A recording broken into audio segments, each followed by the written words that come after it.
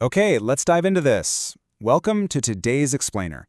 We've got a seriously fascinating journey ahead of us today as we unpack the actual mechanics of clear communication.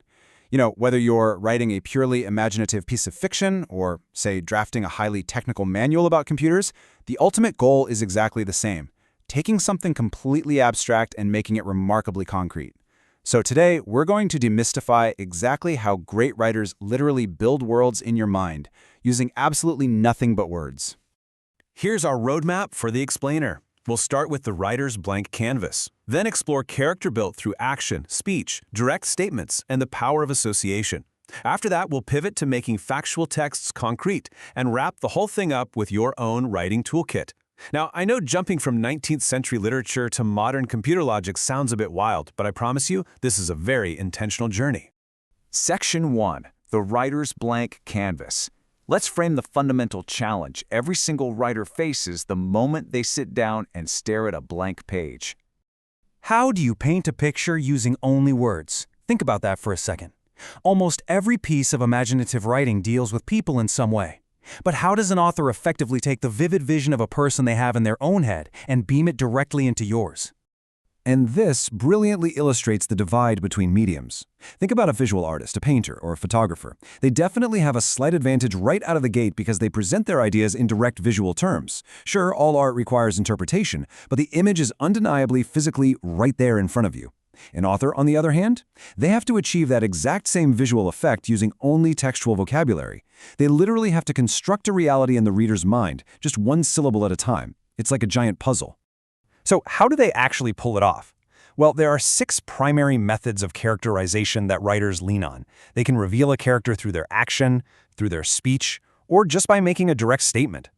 They also use comparison and physical association, point-of-view association, or just a really deliberate, singular choice of words. Let's break these down, starting with the very first one on the list. Section 2. Character built through action. Let's look at how a simple daily task can tell you absolutely everything you need to know about a person. Take Pip's sister, Mrs. Gargery, from Charles Dickens' Great Expectations. Dickens doesn't just lazily call her a harsh, formidable woman. No, he shows us. First, she jams the loaf of bread hard and fast against her bib. Then, she applies butter with get this, slapping dexterity. Finally, she gives the knife a smart wipe and saws a very thick round off the loaf. Just by watching this aggressive, almost mechanical procedure, we instantly understand exactly who we're dealing with. The absolute brilliance here lies in the vocabulary. Dickens describes her as having finally hewed the bread into 2 halves. Now, hewed is a verb almost exclusively used for chopping wood. By deliberately injecting wood-cutting imagery into a mundane kitchen task, Dickens paints this incredibly vivid picture of a trenchant, well-built lady who treats a soft loaf of bread like it's a solid block of lumber. It perfectly anchors the action in our minds. All right, Section 3, Speech and Direct Statements. Let's explore how writers use dialogue, or, honestly, the strategic lack of it, to craft unforgettable personas. Consider P.G. Wodehouse's famous character Jeeves. His master is awkwardly rambling on about trying to avoid a woman, just babbling about contingencies arising until his brain practically short-circuits. And Jeeves's response to all this utter chaos? A simple "yes, sir" or "no, sir." Through that impossible economy of speech, especially when juxtaposed against his boss's nervous rambling, we immediately grasp Jeeves' calm competence. And, we can totally feel his silent, polite judgment. Now contrast that sort of implied characterization with the direct statement technique. In Angus Wilson's work, we meet Miss Arkwright. The author doesn't make us guess here. He just builds detail upon detail. She's an unmarried village woman, active, cheerful. She's involved in sensible social work, yet she's totally capable of delivering a caustic snub to anyone socially pretentious. She even jokes with real conviction that when war comes, they should just put useless old maids in the trenches, or lethalize the lot of us. By explicitly stating her habits and opinions, the writer leaves zero room for confusion. You get a perfectly clear picture without having to infer a single thing. Moving on to Section 4, the power of association. This technique is all about creating incredibly sticky mental shortcuts for the reader. Now, what's really interesting about this slide is how nobody masters these mental shortcuts quite like Charles Dickens. He permanently links his characters with very specific, repeatable motifs. For instance, Miss Murdstone brings hard black boxes and pays from a steel purse, making her a truly metallic lady.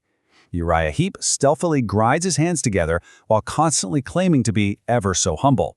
And then there's Thomas Gradgrind, a man associated entirely with facts, calculations, scales, and simple arithmetic. These aren't just random descriptions, they are deliberate psychological anchors that make the characters utterly unforgettable. Sometimes, though, a single sentence is all it takes. Just listen to this. He was a tiny fellow with a leathery white face under black hair, and tied to the case he'd brought were the most enormous gumboots I'd ever seen. Notice how leathery white face and enormous gumboots instantly bring this vivid, distinct portrait to life. You can picture this exact man immediately, right? That is the magic of deliberate, associative word choice. Okay, Section 5, Making Factual Texts Concrete. We are now executing a hard pivot. We're leaving the whimsical world of literature behind and stepping straight into the crisp, highly practical world of computer logic.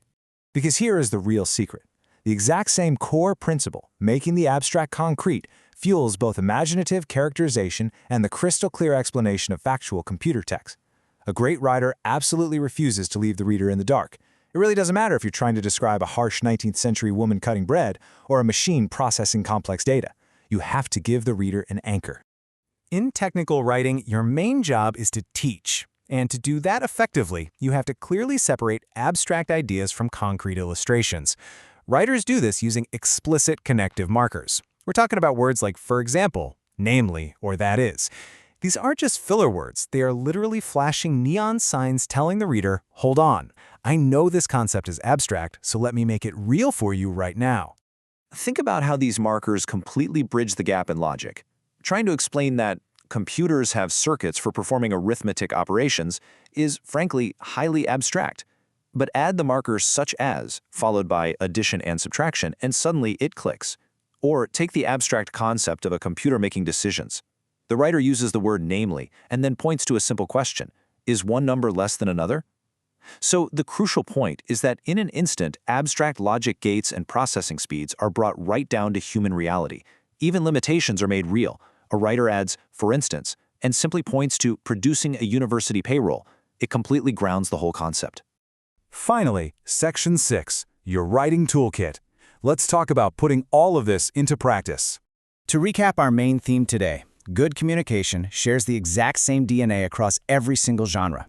Whether you are painting a picture of a man with a leathery white face wearing enormous gumboots, or you're explaining a computer processing a university payroll, you're essentially doing the exact same thing. Great writers use concrete illustrations to bring abstract ideas into reality. You are giving your audience something they can clearly see, touch, or understand in their everyday lives. So, I want to leave you with a challenge. Think about the people you interact with daily.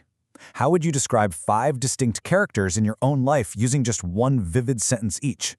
What specific action, or maybe a unique word choice, perfectly captures their essence? Give it a try. Because whether you're writing code, drafting a corporate memo, or penning the next great novel, remember this: words don't just describe the world, they build it. Thanks for joining me on this explainer, and keep building those worlds.